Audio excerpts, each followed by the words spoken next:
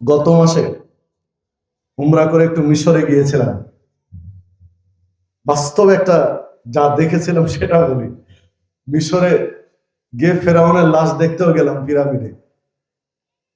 তো লাশ দেখার পরে আরো অনেকেই ছিল যারা উমরা করেছে।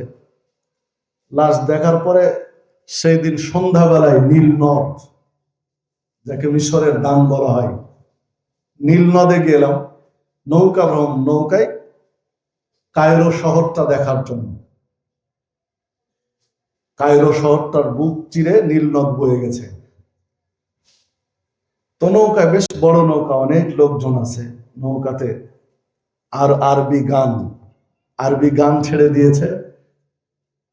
এখন ওই লোকগুলো, এখন আমি না পানিতে ঝাঁপ দিতে পারি না ওখানে থাকতে পারি, কে শুনে কার কথা। এখন ওখানে দেখি যে লোকগুলোকে উমরা করতে দেখেছি, তওয়াফ করতে দেখেছি, এই লোকগুলো নাচতেছে কানের তালে তালে নৌকার উপর। চোখে দেখা কাহিনী বলছি, বেশি দিন আগে নয়, গত মাসের কথা বলছি আপনাকে।